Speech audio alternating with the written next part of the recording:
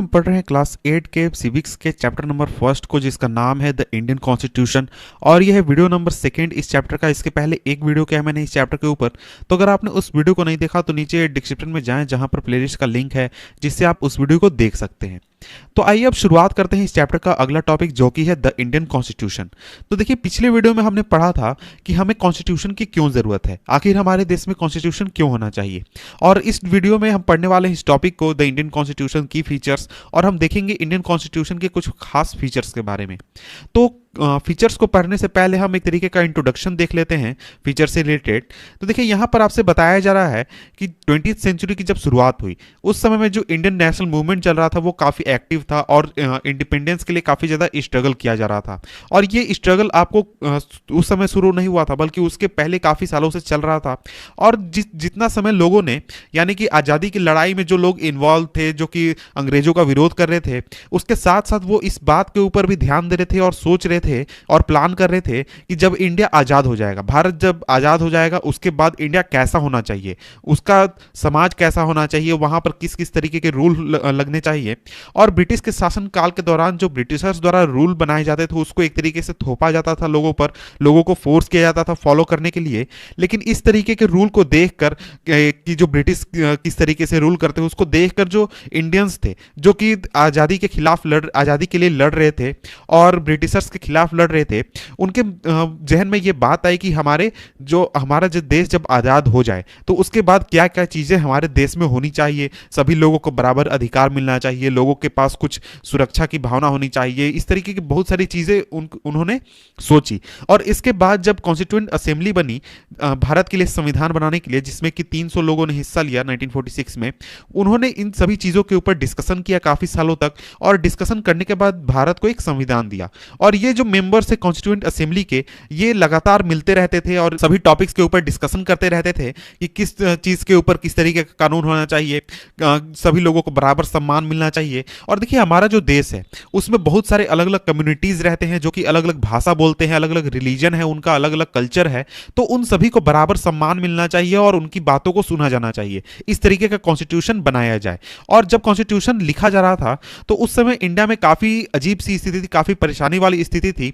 Partition हो रहा था इंडिया और पाकिस्तान का। बहुत सारे जो प्रिंसली स्टेट थे वो अभी तक डिसाइड ही नहीं कर पाए थे कि उनको पाकिस्तान के साथ जाना है कि इंडिया के साथ जाना है, या फिर वो अलग रहना चाहते हैं। और इसके अलावा जो सोशियो इकोनॉमिक कंडीशन था इंडिया का, वो भी उतना अच्छा नहीं था। और इन सभी इश्यूज को देखते हुए जो कॉन्स्टिट्यूएंट असेंबली के मेंबर्स थे, इन सभी बातों को ध्यान में रखकर कॉन्स्टिट्यूशन का निर्माण किया। और इसके अलावा बहुत सारे अलग अलग चीज़ों का भी ध्यान रखा कि जो लोग हैं, जो कि भारत में रहेंगे, उनके अधिकार किसी तरीके से हनन ना हो, या फिर उनको पॉवर्टी से बाहर कैसे निकाला जाए, जो समाज के निचले तबके हैं उनको ऊपर कैसे लाया जाए। इस तरीके के बहुत सारी चीज़ों को सोचकर उन्होंने कॉन्स्टिट्यूशन का निर्माण किया। तो इसके बाद आइए अब हम देखते हैं कि जो हमारा कॉन्स्टिट्यूशन है उसके कौन कौन से की फीचर्स हैं, जो कि इस किताब में यहाँ पर बताए गए हैं। तो सबसे पहले यहाँ पर बात की गई है फेडरलिज्म की। तो देखिए, फेडरलिज्म जो है वो कॉन्स्टिट्यूशन का एक बहुत ही इंपॉर्टेंट फीचर है, बहुत ही एक ज़रूरी फीचर है। तो फेडरलिज्म होता क्या है? तो देखिए, फेडरलिज्म का सिंपल मतलब ये होता है कि एक ही जनता के ऊपर, एक ही देश के ऊपर एक से ज़्यादा सरकारें शासन करें। जैसे कि पूरे इंडिया के लिए आपको सेंट्रल गवर्नमेंट है, और आपको जो स्टेट्स हैं, स्टेट के लिए आपको स्टेट गवर्नमेंट है, और इसके नीचे लेवल पर भी आप जाते हैं तो आपके जो विलेज हैं, विलेज के लिए आपको पंचायत गवर्नमेंट होती है, या फिर पंचायत बैठते हैं, मुखिया बनते हैं। इस तरीके के आपको लोकल लेवल पर गवर्नमेंट मिल जाते हैं, और शहरों में आपको नगर पालिका, नगर निगम देखने को मिल जाता है। तो फेडरलिज्म का सिंपल मतलब यह होता है कि लोग वही रहेंगे, लेकिन उनके ऊपर शासन करने वाले एक सरकार नहीं होगी, बल्कि कई सरकारें होंगी। यानी कि जो देश से रिलेटेड मुद्दे हैं उनको सेंट्रल गवर्नमेंट देखेगी, जो राज्य के स्तर पर मुद्दे हैं, यानी कि एक खास इलाके को ध्यान में रखकर जो चीज काम करने चाहिए, उन मुद्दों को स्टेट गवर्नमेंट देखेगी। और अगर किसी गांव में कोई काम करना है या फिर शहर में कोई काम करना है, तो उस लेवल के मुद्दों को जो विलेज गवर्नमेंट है या फिर जो शहर की गवर्नमेंट है वो देखेगी। तो इस तरीके से जो पावर है उसको अलग अलग स्तर पर डिवाइड कर दिया जाता है फेडरलिज्म में, और जैसा जरूरत होता है उसके अनुसार अलग अलग गवर्नमेंट को ताकत दिया जाता है। और अगर हम इंडिया को देखें तो इंडिया में देखिए बहुत सारे अलग अलग कम्युनिटीज रहते हैं, अलग अलग भाषा बोलते हैं, अलग अलग चीजें होती हैं। तो अगर सेंट्रल गवर्नमेंट केवल रूल करती है तो वो न्यू दिल्ली में बैठकर सभी के लिए नियम कानून नहीं बना सकती और सभी लोगों को खुश नहीं रख सकती है। तो वैसे मुद्दे जो कि आपको रीजनल हैं, कुछ एक खास इलाके से रिलेटेड हैं, वैसे मुद्दों को स्टेट गवर्नमेंट को दे दिया गया है कि आप इसको हैंडल कीजिए।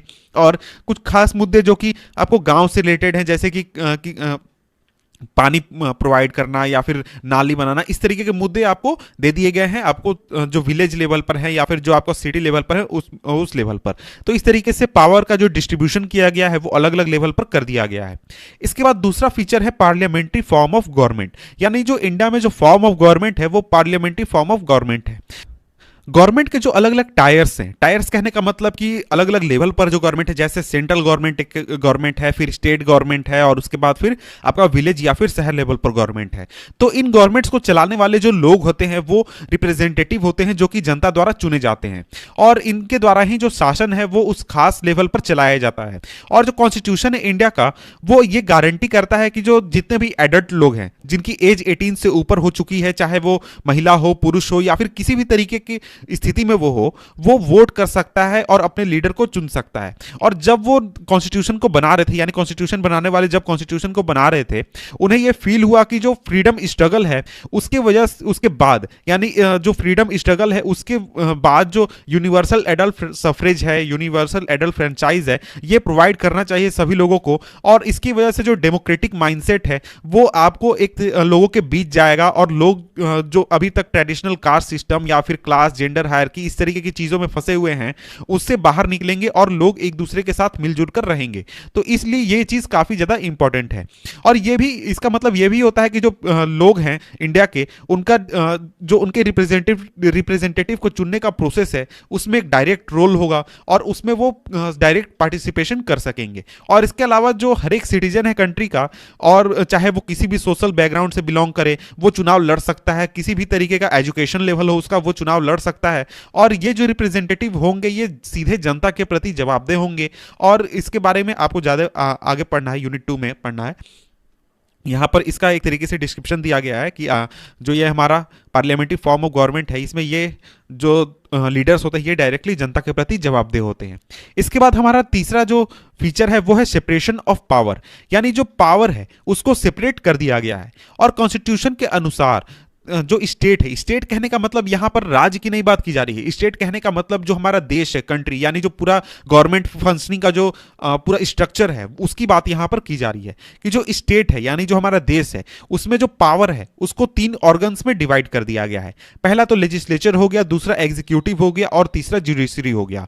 तो इन तीनों के बीच में पावर को डिस्ट्रीब्यूट कर दिया गया है। लेजिस्लेचर का मतलब हो गया कि जो आपके इलेक्टेड रिप्रेजेंटेटिव हो गए, एमपी हो गए, एमएलए हो गए, इन सभी की बात की जा रही है। एग्जीक्यूटिव हो गया जो आपका ब्यूरोक्रेसी होता है, जिसमें आईएएस, आईपीएस इस तरीके के लोग आ जाते हैं। और इसके अलावा तीसरा जो होता है वो जुडिशरी, उसमें आपका जो कोर्ट सिस्टम है, यानी कि जज हो गए, आपको हाई कोर्ट हो गया, सुप्रीम कोर्ट हो गया, ये सभी हो जाते हैं।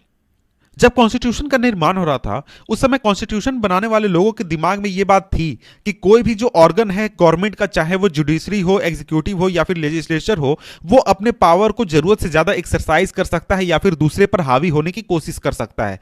तो इस तरीके की सिचुएशन से बचने के लिए भी जो उस समय के कॉन्स्टिट्यूशन बनाने वाले लोग थे उन्होंने बहुत सारे प्रावधान किए हैं और बहुत सारी चीजों को किया था, ताकि जो बैलेंस है पावर का सभी तीनों के बीच में बना रहे। यानी जो लेजिस्लेचर है वो एग्जीक्यूटिव और जुडिशरी पर हावी ना हो, एग्जीक्यूटिव आपको लेजिस्लेचर और जुडिशरी पर हावी ना हो, और जुडिशरी आपको एग्जीक्यूटिव और लेजिस्लेचर पर हावी ना हो। तो इस चीज को काफी ज्यादा ध्यान में रखा गया था। इसके बाद आगे बढ़ते हैं। इसके बाद देखिए यहां पर अगले फीचर की बात की गई है और वो है फंडामेंटल राइट्स। तो देखिए फंडामेंटल राइट्स जो है वो बहुत ही ज्यादा इंपॉर्टेंट है इंडियन कॉन्स्टिट्यूशन के लिए, और ये फंडामेंटल राइट्स ही हैं जो कि हमारे देश में किसी भी नागरिक को पावर्स प्रोवाइड करते हैं कि उनके अधिकारों का हनन जो सरकार है या फिर जुडिशरी है या फिर कोई भी सरकार का जो अंग है वो नहीं कर सकता है। और जो सेक्शन है फंडामेंटल राइट्स का, उसको जो भारतीय संविधान है या फिर इंडियन कॉन्स्टिट्यूशन है उसका कंसाइज कहा जाता है।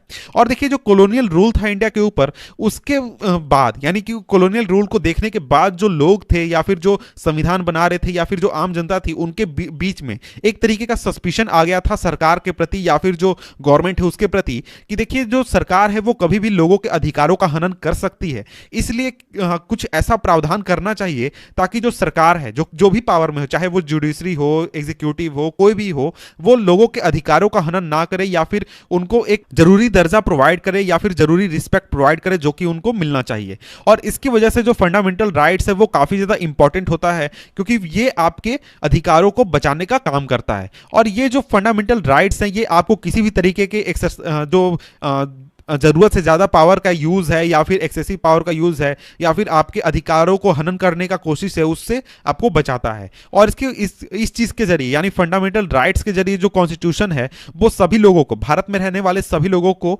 राइट प्रोवाइड करता है, एक तरीके की गारंटी प्रोवाइड करता है कि जो सरकार है वो उनके अधिकारों का हनन नहीं करेगी या फिर उनको किसी भी तरीके से परेशान नहीं करेगी।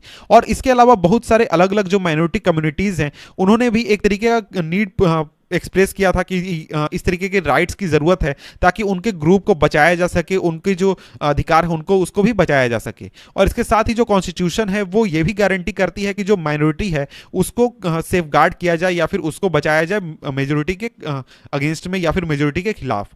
तो देखिए जो डॉक्टर अंबेडकर थे उन्होंने कहा था कि जो फंडामेंटल राइट्स हैं वो दो काम करती है। पहला तो ये है कि सभी जो सिटीजन है उसके पास ये अधिकार होना चाहिए कि वो अपने जो राइट्स हैं उसको क्लेम कर सके, उसको वो मांग सके या फिर उसको वो मिले। और इसके अलावा दूसरा यह है कि इन राइट्स को, ये जो राइट्स है फंडामेंटल राइट्स, ये सरकार के सभी जो अंग है उन पर लागू हो, सभी अथॉरिटी पर लागू हो। और इसके अलावा जितने भी लॉज बनाने के जो प्रोसीजर्स हैं उनके ऊपर, सभी चीज के ऊपर इसकी बाइंडिंग हो, कोई भी इसको किसी भी तरीके से वायलेट ना कर सके। और फंडामेंटल राइट्स के अलावा जो कॉन्स्टिट्यूशन है उसमें directive principle of state policy भी दिया गया है। ये एक तरीके का सरकार के लिए है, ये directive principle of state policy, कि जो सरकार है वो सोशल और इकोनॉमिक रिफॉर्म को इंश्योर करे ताकि जो सोसाइटी है वो आगे बढ़ सके और इसके साथ ही जो देश है उसका डेवलपमेंट हो सके।